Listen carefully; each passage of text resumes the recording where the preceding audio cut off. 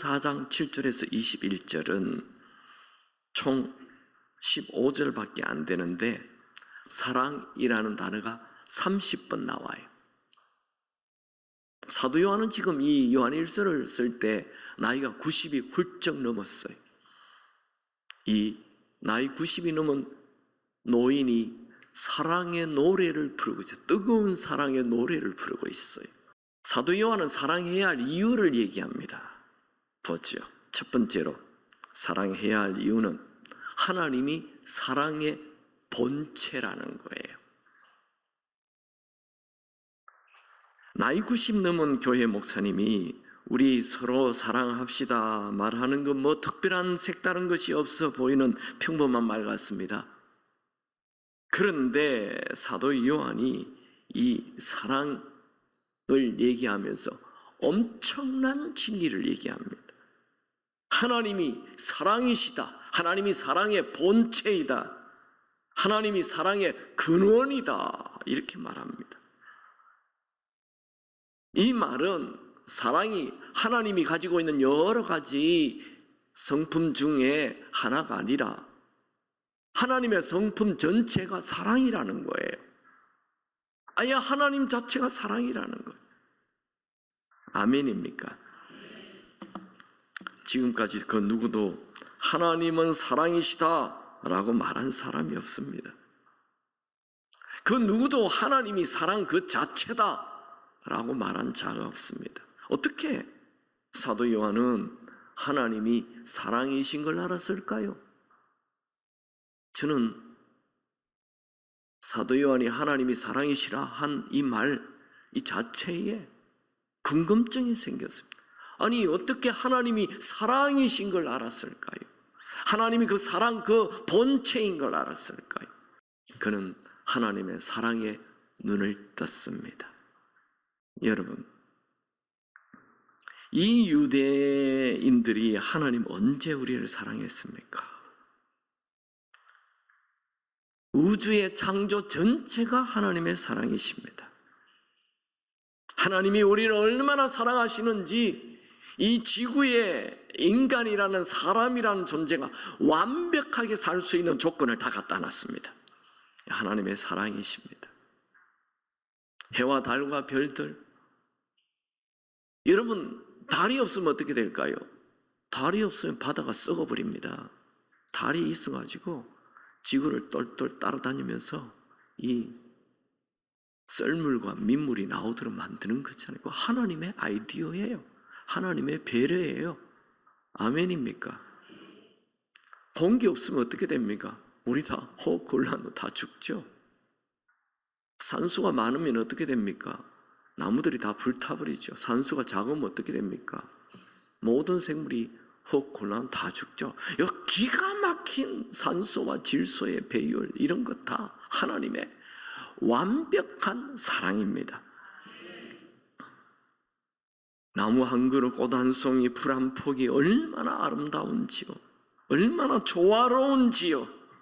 사람의 몸이 얼마나 정교한지, 남자의 세포는 100쪽에 여자는 60쪽의 세포가 지금 열심히 움직이고, 실핏줄이 그냥 온몸에 지구 2바퀴 반이나 도는 실핏줄이 온몸에 쫙 알려 있어가지고 돌아다니. 얼마나 정확한지, 얼마나 세밀한지, 얼마나 완전한지 모릅니다. 그런데 어찌 이런 모든 것들이 우연이 됐다 말합니까? 우리 주변에 있는 모든 것, 내가 오늘 존재하는 모든 것이 다 하나님의 관심이며 하나님의 배려이며 하나님의 사랑입니다. 특별히 이스라엘 백성들은 그 어느 민족보다도 하나님의 사랑을 더 많이 받은 자들이죠. 그들은 아브라함으로부터 시작하여 이삭, 야곱을 거쳐 야곱의 12아들들이 애굽 땅 고생 땅에 가서 430년 동안 애굽 보호 속에서 200만 명이 될 때까지 살다가 드디어 큰 민족이 되었을 때 하나님께서 그들을 애굽에서 출애굽시켰던 거예요. 무기 하나 없이, 군대 하나 없이 하나님의 사랑입니다. 그들이 광야 40년 동안 낮에는 구름기둥, 밤에는 불기둥이 나타나서 그들을 보호하여 주시고 40년 동안 논밭 하나 가꾸지 않았는데 매일 만나가 내려서 그들이 먹고 살았던 것 다 하나님의 절대적인 사랑이었습니다. 하나님께서 광야에 있는 그들을 암탉이 병아리 품듯 안아주시고 품어주시고 보호해 주셨습니다. 그들은 광야 40년 생활 이후 젖과 꿀이 흐르는 가나안 땅을 특별한 무기 없이 다 점령하였어요. 전적인 하나님의 사랑이었습니다. 그런데도 그들은 하나님이 우리를 언제 사랑하였습니까? 어떻게 사랑하였습니까? 하고 따지고 있습니다.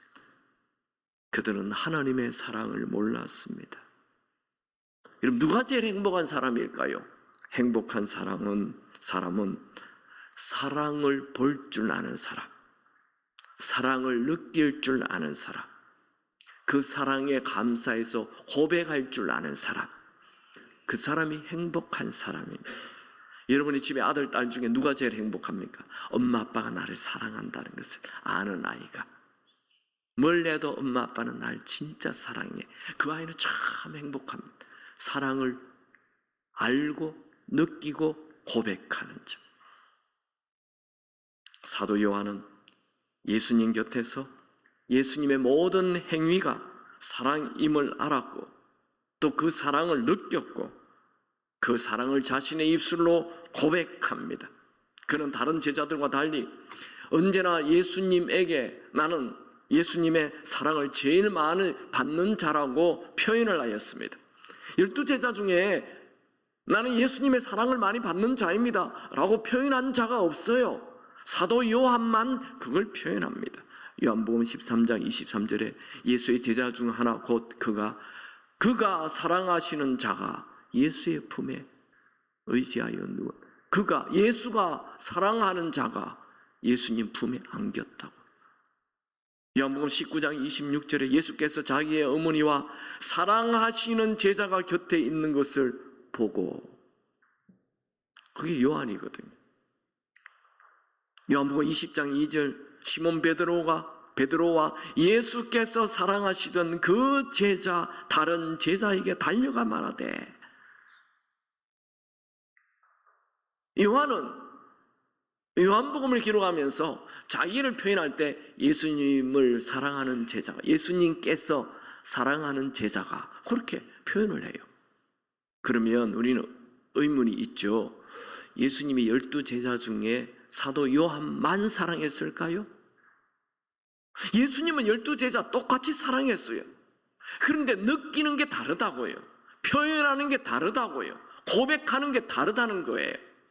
지금 하나님의 사랑은 똑같이 우리에게 쏟아지고 있습니다. 그런데 어떤 사람은 하나님의 사랑을 감격스럽게 받아들이는 사람이 있고, 늘 하나님의 사랑을 표현하는 자가 있고, 하나님은 날 사랑해, 하나님 나 사랑하지 않아.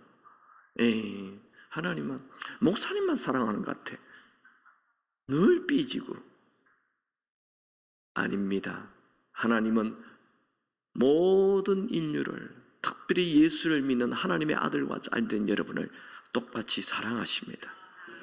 그 사랑을 느끼시기 바랍니다. 그 사랑을 표현하시기 바랍니다. 그 사랑을 고백하시기 바랍니다. 누가 위대한 인생을 삽니까? 12제자 중에 제일 위대한 인생을 살았던 자가 누굽니까? 베드로 아닙니다. 사도 요한입니다. 일단 요한은 사랑을 너무 많이 받아서 오래 살았어요. 90세, 자연사했어요. 90세 넘게. 예수님을 뜨겁게 사랑했으니까. 그리고 성경 5권을 써요. 베드로전서 후서 2개밖에 못 썼어요.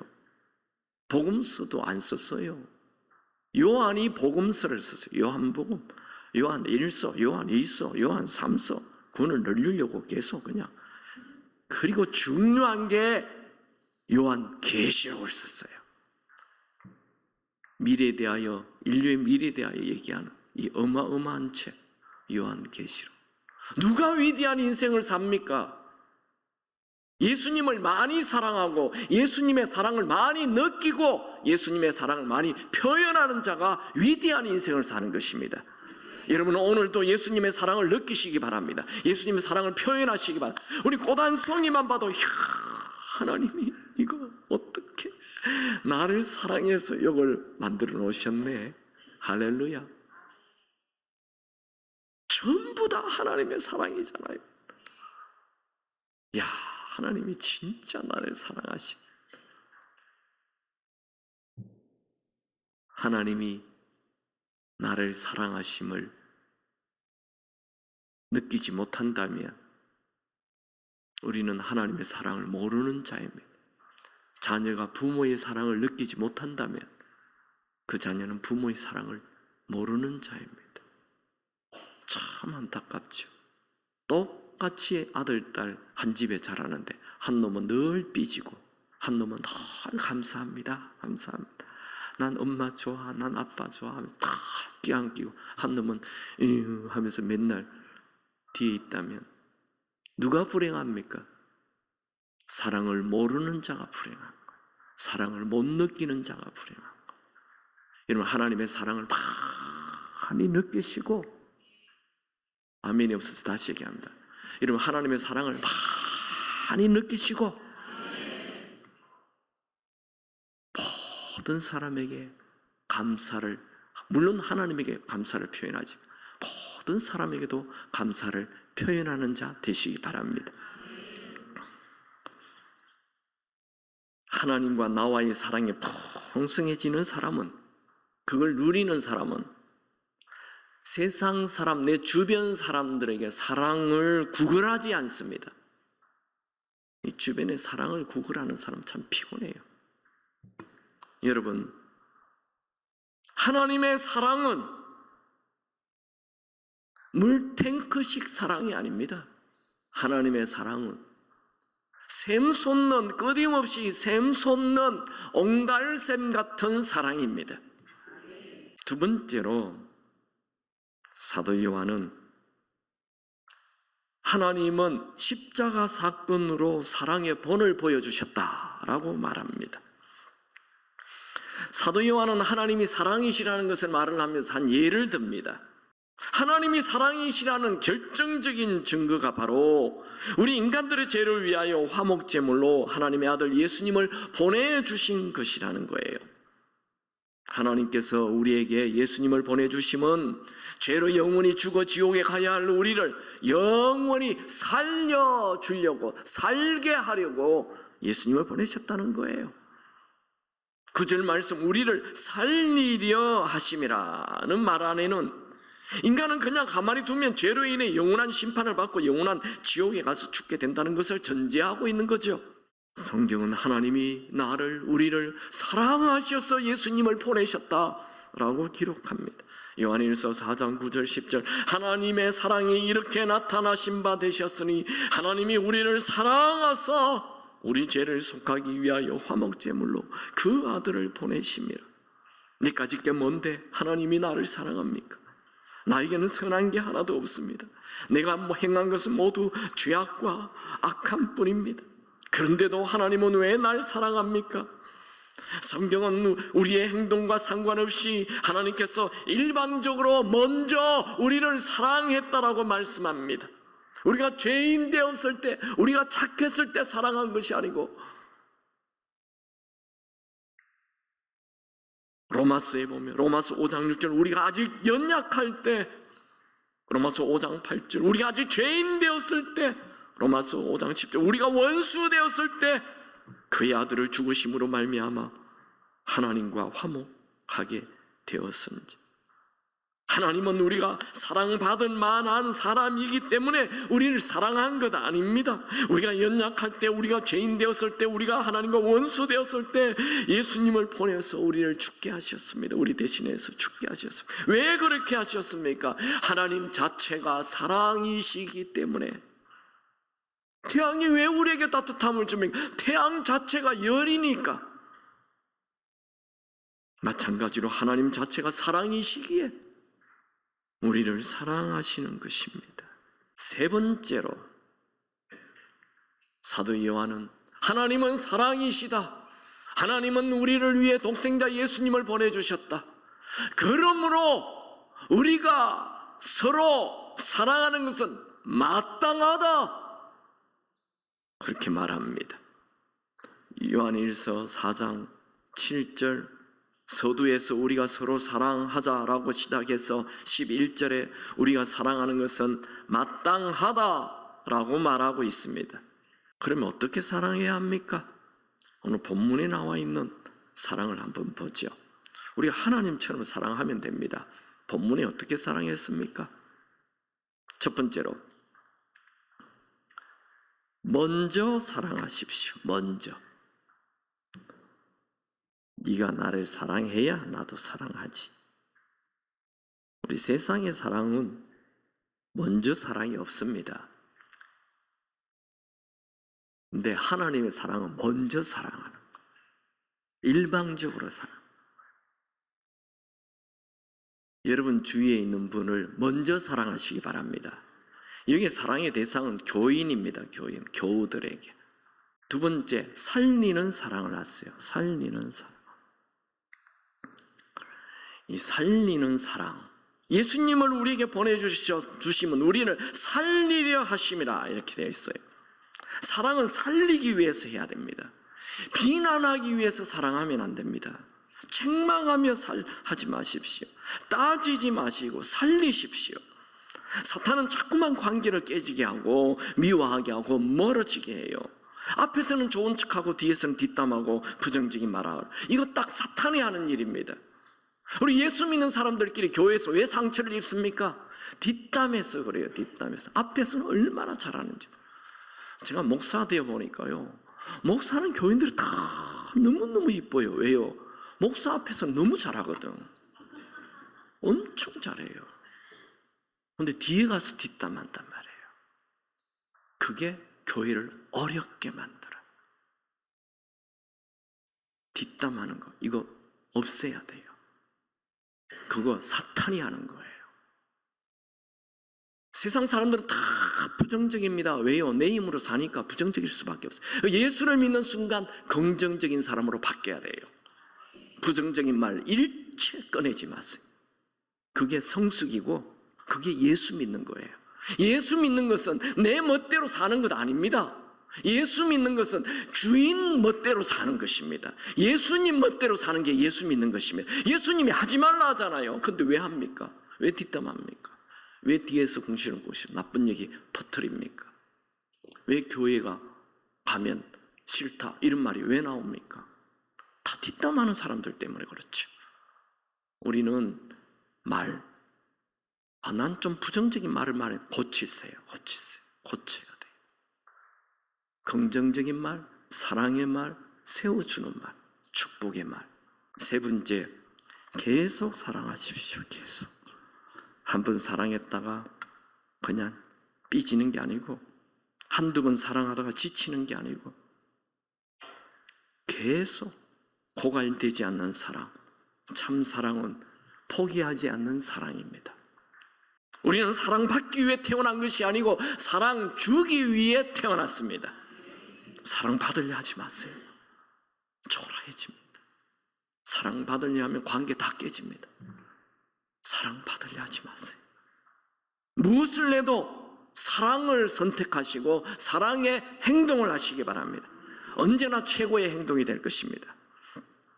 여러분, 우리가 서로 사랑함이 마땅하다라는 말은 알지만 막상 우리 인생에 갈등이 생기면 사랑하기보다 미움이 앞서고 용서보다 분노가 앞서기 쉽습니다. 왜냐하면 우리가 아주 이기적인 존재이기 때문에 그렇습니다. 얼마나 자기 중심적인지, 자기 감정에 충실해요. 여러분, 사랑함이 마땅하다라는 말 그냥 한번 듣고 지나치지 마시고, 여러분, 내 삶에 내가 사랑이 많은 사람이 아니라는 말을 듣는다면 내가 진짜 구원받았는지 한번 생각해 봐야 됩니다. 예수를 믿는 순간, 예수를 구세주로 주인으로 모시는 순간 천국 백성이 됩니다.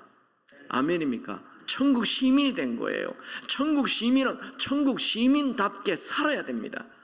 여러분, 미국 시민권을 가진 사람은 미국 시민의 미국 법을 지켜야 돼요. 한국 시민이 돼서 한국 법을 지켜야 돼요. 그게 한국 시민, 미국 시민이잖아요. 여러분, 천국 시민이 됐다면 천국의 법을 지키시기 바랍니다. 천국의 법이 뭡니까? 사랑의 법입니다. 천국 법은 사랑의 법이에요. 나는 천국 시민인데 늘 불평하고 까칠하게 부정적인 사람으로 남 탓하며 산다면 내 천국 시민이 진짜 맞나? 한번 의심해 봐야 돼요. 천국 시민이라면 무엇보다도 사랑함이 마땅합니다. 성경에 사랑에 대해서 깊이 묵상한 사람 2명입니다. 우리가 처음 소개했던 고린도전서 13장 사도 바울이 사랑에 대하여 깊이 묵상을 했어요. 또 우리가 읽고 있는 요한 사도 요한도 사랑을 깊이 묵상했어요. 근데 그 둘 다 사랑과 좀 거리가 먼 사람이었다는 거예요. 원래 사도 바울이 어떤 사람이었어요? 스데반을 돌로 쳐 죽이는 주동자였잖아요. 냉혈 동물입니다. 자기의 유익을 위하여는 그냥 거침없이 사람도 죽이는 그런 사도 바울이 예수를 믿으면서 변했다는 거예요. 사도 요한도 자기가 복음을 전했는데 복음을 받아들이지 않으니까 예수님 하늘에 불 내려가지고 이 말을 그냥 탁 불태워버리십시오. 이런 사도 요한이 사랑함이 마땅하다. 뭐 얘기하고 있어요? 변했다는 거예요. 그러면 사도 바울이 사랑의 사람으로 변했고 사도 요한이 사랑의 사람으로 변했다면 나도 변합니다. 변해야 합니다. 안 된다 하지 마시고 변하려고 시도를 시작하시기 바랍니다. 한번 시도할 때 확 자랍니다. 한번 부정적인 언어를 딱 없앨 때 내가 잘하기 시작하는 거예요. 부정적인 언어를 없애야 돼요. 그래야 잘한다니까요. 50년 믿어도 안 변하는 분이 있어요. 아유 권사님 30년 전에는 어쩜 이를 똑같아요. 좋은 말 아닙니다. 변해야 됩니다. 김홍석 판사가 쓴 글에 이런 내용이 나옵니다. 젊은 부부가 와서 이혼 조정 재판을 하는데 자녀 양육 문제가 도무지 합의가 되지 않습니다. 그래서 판사가 이 아이를 누가 키울 거냐고 부부에게 물었습니다. 남편도 아내도 선뜻 대답하지 못했습니다. 그래서 판사는 할 수 없이 아이에게 물었습니다. 너는 누구와 살고 싶니? 그랬더니 아이는 눈물을 주르르 흘리면서 한 손에는 아빠 손, 한 손은 엄마 손을 잡으며 엄마랑 아빠랑 같이 살고 싶어요. 그렇게 말했습니다. 이 두 부부 서로 죽일 듯 싸우다가 그 꼬맹이가 울면서 엄마 손, 아빠 손 잡고 나 엄마랑 아빠랑 같이 살고 싶어요. 이 말에 두 부부의 마음이 움직였습니다. 그리고 이혼 소송을 취소했습니다. 여러분, 갈라진 엄마와 아빠 사이에 울고 있는 이 소년이 누굴까요? 교인과 교인 사이에 깨어진 이 사이에 울고 있는 이 소년이 누굴까요? 바로 우리를 위하여 탄식하며 울며 기도하는 성령님이십니다. 성령 하나님은 우리가 서로 나누어질 때, 서로 깨어질 때, 서로 싸울 때, 서로 시기 질투할 때, 나쁜 소리 주고받고 할 때 탄식하며 울고 기도하고 계십니다. 여러분, 우리가 내 성질대로 내 감정대로 살면 안 됩니다. 혹시 여러분 중에 지금 다투고 싸우고 깨어진 관계에 있는 분이 있습니까? 하나 되십시오. 성령 하나님이 탄식하며 울며 하나 되라 말씀하십니다. 인생을 제일 잘 사는 비결은 사랑하는 것입니다. 인생 최고의 선택은 사랑을 선택하는 것입니다. 여러분, 매일 매 순간 사랑으로 사십시오. 그것이 한 번밖에 살지 않는 짧은 인생을 가장 잘 사는 방법입니다.